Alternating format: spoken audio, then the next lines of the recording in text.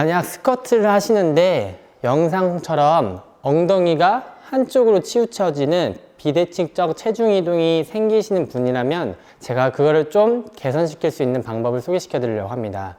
일단 먼저 구조적인 문제가 아니셔야 되는데, 여기서 구조적인 문제라고 하면 이 뼈 자체의 문제, 뼈의 길이가 선천적으로 아니면 사고에 의해서 달라지셨거나 아니면 구조 자체의 어떤 모양의 이상으로 어쩔 수 없이 그렇게 되시는 분이 아니라고 하면 보통은 근육과 근막의 문제 때문에 이런 비대칭적 체중 이동이 나타나게 됩니다. 그래서 폼롤러를 이용한 자가 근막 이완 방법과 그다음에 혼자서도 하실 수 있는 스트레칭 방법을 소개시켜 드리려고 합니다.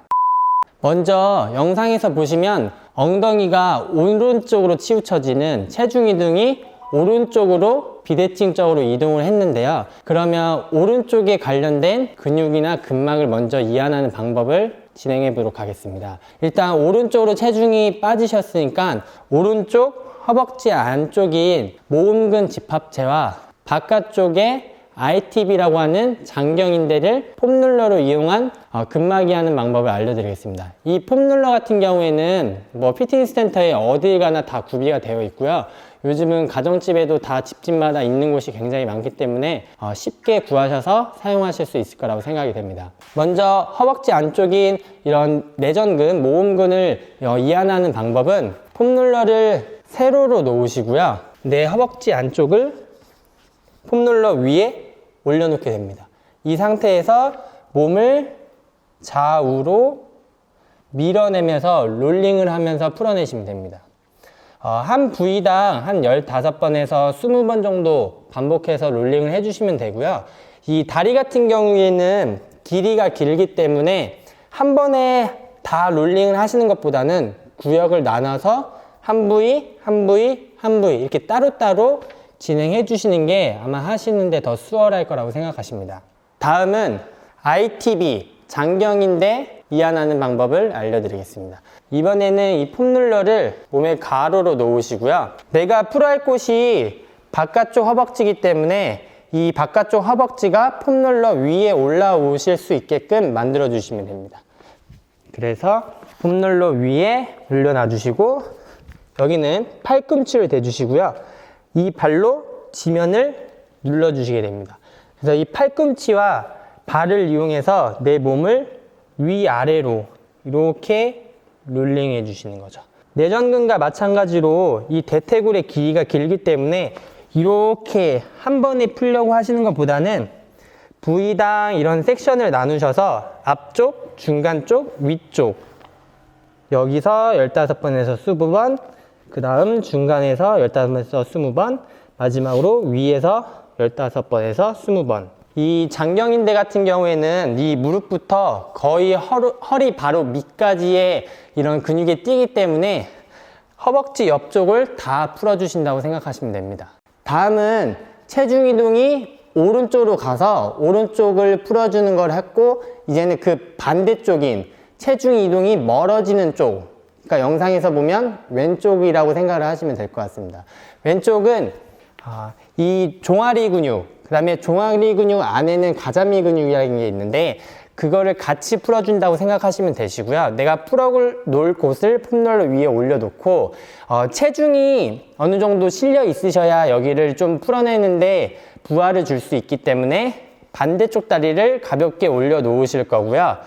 위에 쪽 올려져 있는 다리는 힘을 빼시고 왼쪽 다리만 위아래로 롤링.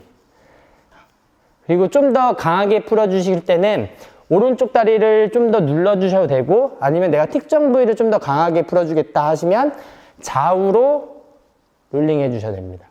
이렇게 마찬가지로 얘도 15번에서 20번, 그리고 구역을 나눠서 아래, 중간, 위 이런 식으로 다 풀어주시면 되고요. 다음은 중둔근을 푸는 이 자가근막 이완법을 또 소개시켜 드리겠습니다. 중둔근은 엉덩이 옆쪽에 있는 근육이라고 생각을 하시면 되고요. 엉덩이 근육도 하나로 이루어져 있는 게 아니라 소둔근, 중둔근, 대둔근으로 이루어져 있다고 생각하시면 됩니다. 그래서 중둔근은 엉덩이 옆쪽이라고 생각을 하시면 되고, 마찬가지로 내가 풀어놓을 곳을 폼롤러 위에 올려놔서 푸시면 되는데, 이렇게 올려놓고 체중을 내가 풀꽃으로 살짝 실어서 올려놓게 됩니다. 여기서 다리도 반대쪽으로 꼬아주시고요. 그래서 중둔근만 더 자극적으로 직접적으로 늘릴 수 있는 상태를 만들어 드립니다. 얘도 마찬가지로 위아래로 롤링, 그리고 내 특정 부위를 좀 더 강하게 자극시켜 주시고 싶으시면 좌우로도 돌려서 풀어주실 수가 있습니다. 그래서 반복은 15번에서 20번 마찬가지로 진행해 주시면 되고요. 다음은 이상근 스트레칭 방법을 알려드릴 겁니다. 지금은 이 폼롤러 소독으로 이용한 근막 이완 방법이었다고 하면 지금은 근막과 더불어 근육을 직접적으로 늘려주는 스트레칭 방법을 소개시켜 드리려고 합니다.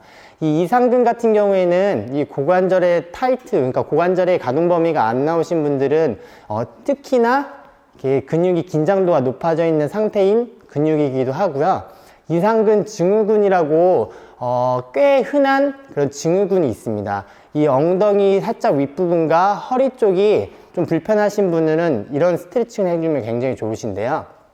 왼쪽 이상근 스트레칭을 풀어내실 때는 가볍게 바닥에 누우신 상태에서 다리를 90도로 꼬아 주실 겁니다. 이 상태에서 반대쪽 다리를 가슴으로 가볍게 끌어당기실 건데 이때 엉덩이가 너무 들리게, 허리가 너무 말리게끔 들어 올리시는 것보다는 가벼운 위치에서 지그시 당겨 주시는 것을 추천해 드립니다. 이렇게 스트레칭이 잘 되시면 엉덩이 쪽이 좀 늘어난다는 느낌이 드시면 이상근을 잘 스트레칭하고 계시다고 생각하시면 됩니다. 스트레칭 시간은 한 15초에서 20초 정도면 충분하시니까요.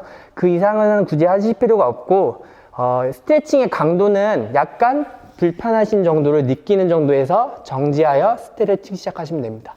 다음은 허벅지 뒤 햄스트링 스트레칭을 알려드릴 건데요. 이 햄스트링 스트레칭은 뭐 워낙 흔한 스트레칭이기도 하니까 많은 분들 다 아실 거라고 생각을 합니다. 그래서 얘도 가볍게 누워서 실시를 할 건데 누우신 상태에서 왼쪽 다리는 다 펴주시고요. 그대로 무릎을 접어도 상관이 없습니다. 이 상태에서 그대로 올려놓으시고 허벅지 아래를 가볍게 잡고 지그시 무릎을 밀어낸다는 느낌으로 쭉 스트레칭 해주실 겁니다.